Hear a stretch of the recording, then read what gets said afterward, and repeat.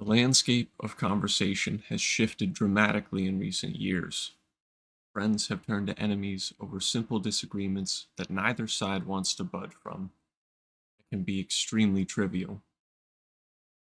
I want to look at this and take a deeper exploration into why, starting with how to critically think, not by telling you what to believe, but by providing a structure or framework on how to come to conclusions yourself based on observations, experience, and statistics that I think are the most real form of data. It goes beyond emotional anecdotes, uh, try and find some truth around our reality that we all share. Understanding each other's interpretations and intentions can help us all get a little bit closer. I think is probably the most important place to start before we get to more in-depth conversations. There's a term that's been going around, free thinkers. The literal definition is a person who forms their own opinion and conclusions based on reason, logic, and evidence, rather than automatically accepting ideas from tradition, authority, or established beliefs. In simpler terms, these are the people who go against the grain and say the most off the wall, outrageous shit, but are necessary when it comes to the marketplace of free ideas.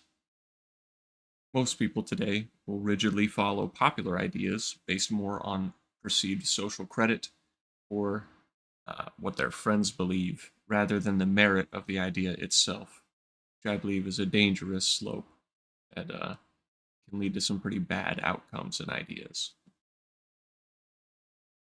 So, where do we start? The first thing you always need to do is identify your own moral compass, your foundation of ethics that can be determined partially by your culture and also partially by your beliefs. Most first world country cultures agree on a few things: murder, rape, theft, and assault are all wrong, and free speech is right. This implies that there is an inherent value to human life and freedom, and a pursuit of amicable society. Our difference of opinion beyond these is what's up for debate, but it's not of great consequence when it comes to our direction as a society.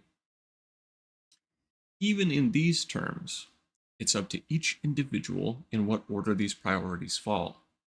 If you have to help a family member and a friend, but you can only help one, where does your obligation lie?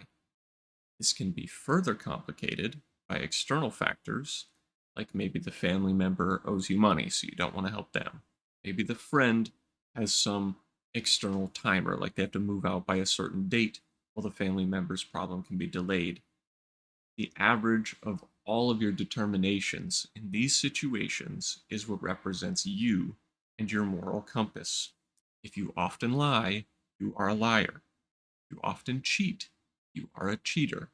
But if you do it once, it does not make you this characterization. Every rule has exceptions. However, these problems can't be so black and white.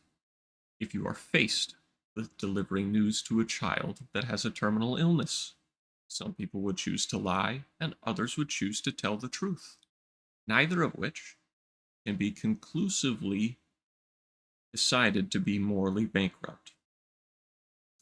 So, how can we measure the difference? The intention behind the action is what drives morality. If you lie for personal gain, most people will agree that's bad or evil, even.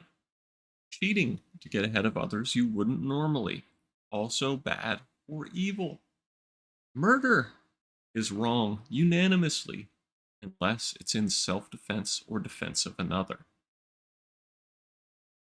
There are a number of useful thought experiments that probe people's stances on these subjects when it comes to specific scenarios, like the thief who steals an apple from a fruit stall to feed his sick child.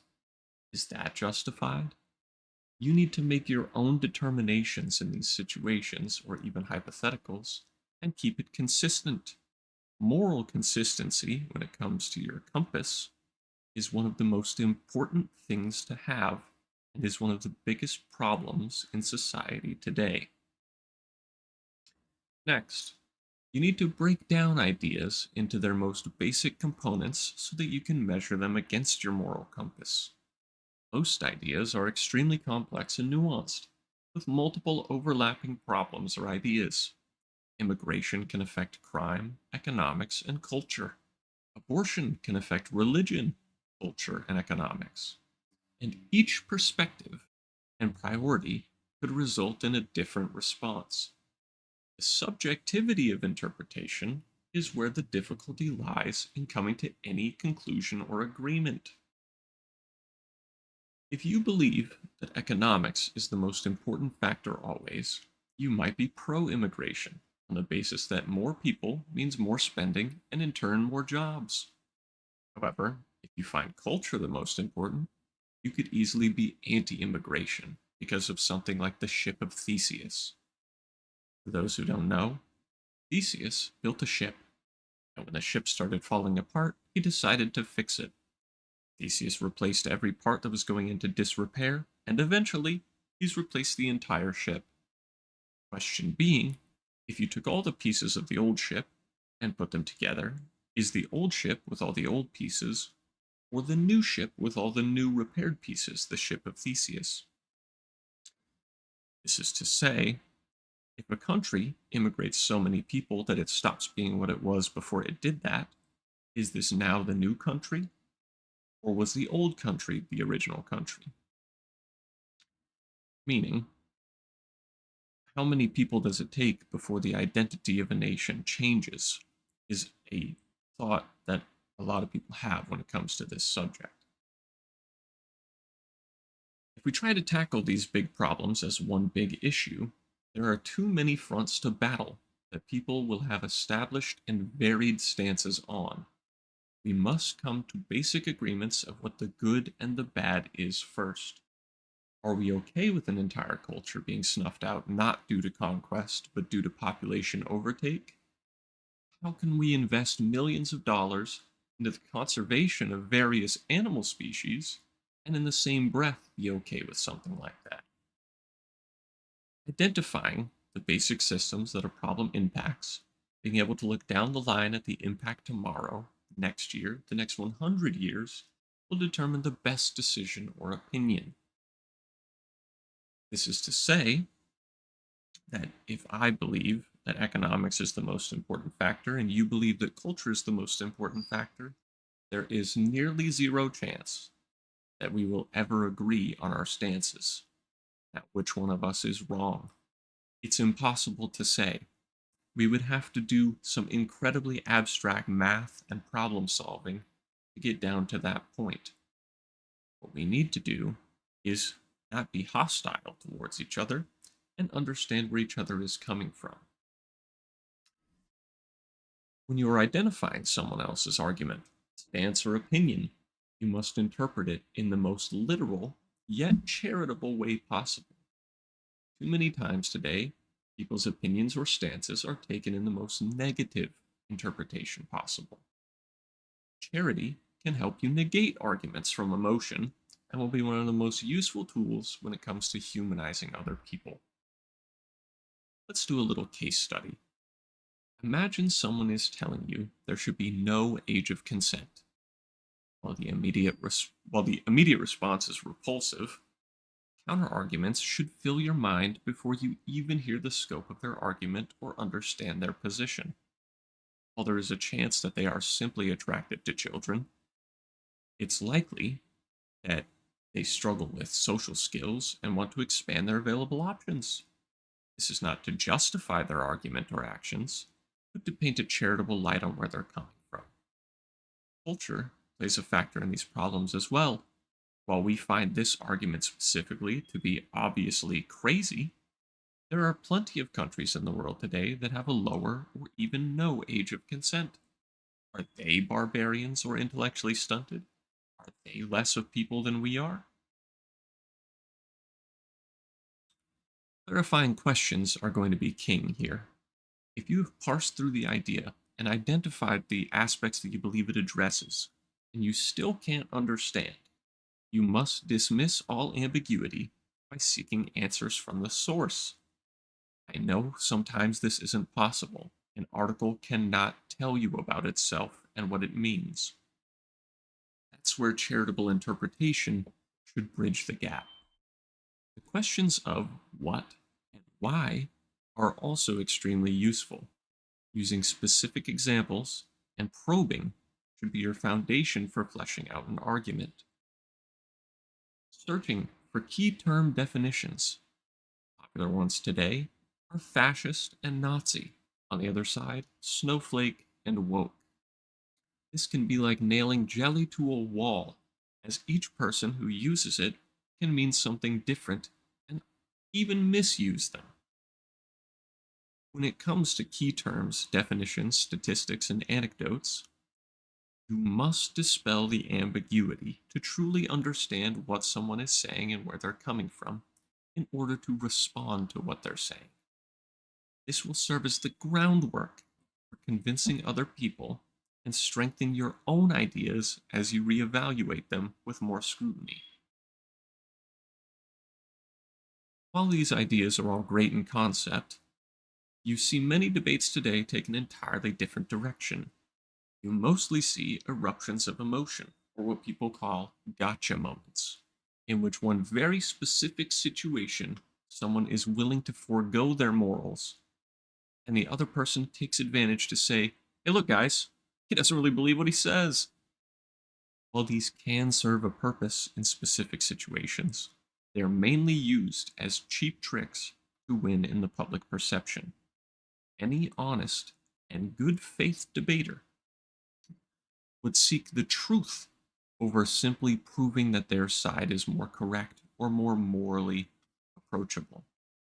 You need to dismantle an argument from a calculated and methodical approach, breaking the foundational pillars that hold it up, rather than trying to mischaracterize or embarrass your opponent. You see these clown shows even on the highest stages. Let's look at something called an ad hominem attack. This is a personal insult that attacks not the argument made, but the character of the arguer.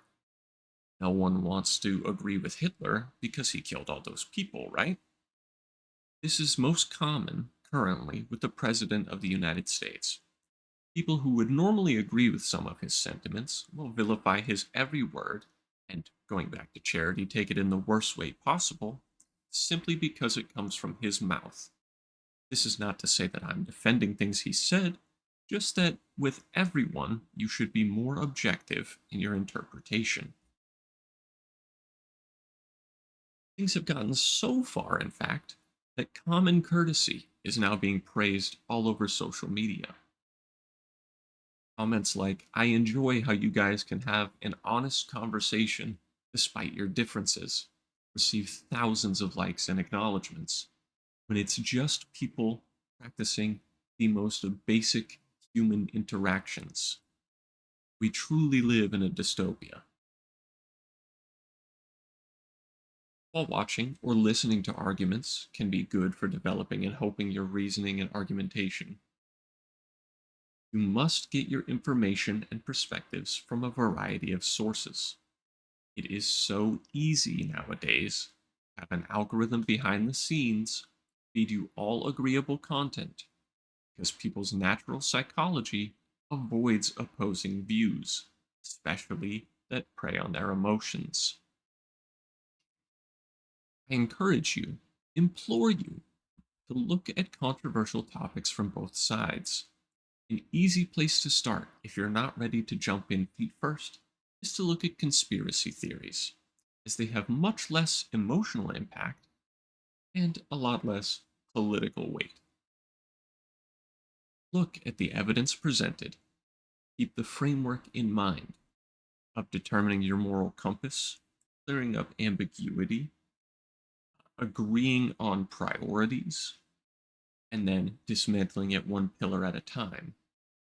The better equipped you are with information and experience through looking at different arguments and coming to conclusions, the more convincing you will be to other people. Maintain your etiquette and manners when it comes to debating. The court of public opinion rewards those with more integrity and honor, especially in the face of childish antics. You need to question your sources and their intentions. Why are people doing a certain thing, acting a certain way, or saying a certain phrase? Seek to understand their perspective and their motivations, and the truths of the world will lay themselves out before you. Thank you for listening. I've recently been inspired to make content, and I've decided to avoid more superficial topics to try and show people or teach people what I think they should learn. I don't quite have a through line figured out yet for my content or what I want to create, so I decided to just kick it off with a little dive into perspective analysis and critical thinking. I have some more ideas that I have already started writing that I plan to put out soon, but for now, uh, this is what I decided on for the first. In the background is just going to be some random gameplay. Most of the time, it'll be old school RuneScape, um, but my 20 kills on grotesque gargoyles decided to corrupt, so Balatro it is. Um, I should say that I love the discourse around these topics as well. So whenever a video does come out, for at least the first several days, I'll respond to as many people as I feel are honestly trying to contribute. But thank you so much for watching and have a great day.